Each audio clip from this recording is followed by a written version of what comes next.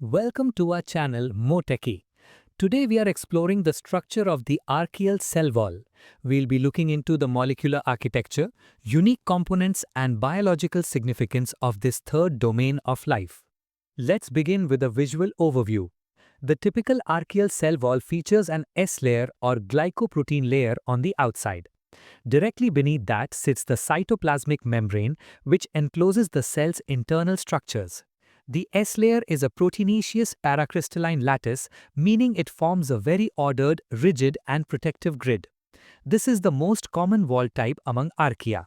However, composition can vary. Some species add complex polysaccharides like methanochondroitin or a unique polymer called pseudomurein.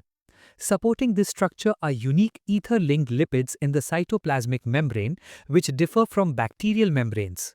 It's important to note that the wall's architecture isn't uniform. It changes significantly depending on the archaeon's evolutionary lineage and the extreme environment it calls home.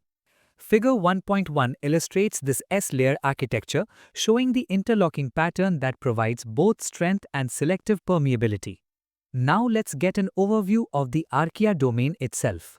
Archaea are a distinct domain, evolutionarily separate from both bacteria and eukarya, truly forming the third branch on the tree of life. They are often masters of extremes, with many species classified as extremophiles. This means they thrive in places with high heat, extreme acidity, or high salinity, though others live in more moderate niches. A key defining feature is their unique membranes, which are built with ether-linked lipids called isoprenoids, unlike the ester-linked fatty acids in bacterial membranes. Furthermore, their cell envelope completely lack bacterial peptidoglycan, using a variety of other structural molecules we'll explore instead. The images on this slide, like the salt crystal and volcano, symbolize the extreme environments these remarkable organisms inhabit. This slide provides a crucial chemical comparison. On the left, we see the structure of bacterial peptidoglycan. It's composed of alternating sugars NAM, which stands for N-acetylmuramic acid, and NAG or N-acetylglucosamine. These are linked by β-1,4 glycosidic bonds. The structure is cross-linked by peptide bridges that contain D-amino acids. On the right, we have archaeal pseudomurein. While it looks structurally similar, its chemistry is different. It uses a different sugar, N-acetyltelosamunironic acid, linked by β-1,3 glycosidic bonds, and its peptide cross bridges contain only L-amino acids. This brings us to the key points. Archaea completely lack true peptidoglycan. Some use pseudomurein, which lacks N-acetylmuramic acid and D-amino acids. These structural differences make them naturally resistant to lysozyme, which breaks β-1,4 bonds, and to β-lactam antibiotics like penicillin. This unique chemistry is fundamental, influencing how their cell envelope is built, how they react to gram staining, and their overall resilience. Figure 1.3 clearly shows this molecular comparison side by side. Archaeal cell walls are diverse, and we can classify them into several main types. First is the S layer, a paracrystalline surface made of interlocking protein or glycoprotein subunits. It forms a flexible sieve-like mesh and is often the only wall component a cell has. Next is methanochondroitin, a polysaccharide layer that resembles the chondroitin sulfate found in animal tissues. It's typical of Methanosarcina species and promotes cell clumping into thick aggregates. Then there's pseudomurein, which we just discussed. It's found in many methanogens and has β-1,3 glycosidic bonds.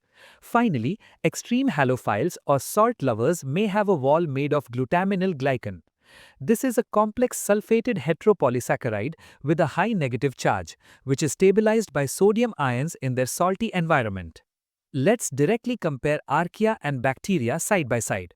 For the domain Archaea, their main wall polymers are pseudomurein or the S layer. Critically, they lack NAM and D-amino acids.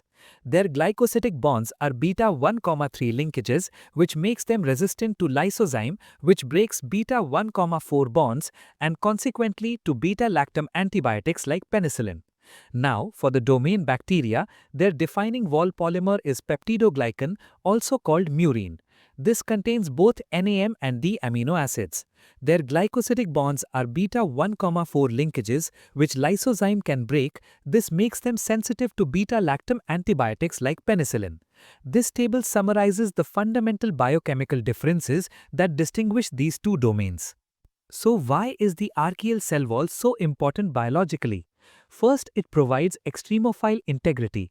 It gives the cell crucial mechanical strength to withstand brutal conditions, extreme heat, high salinity, and strong acidity that would cause other cells to burst. Second, it defines morphology and motility.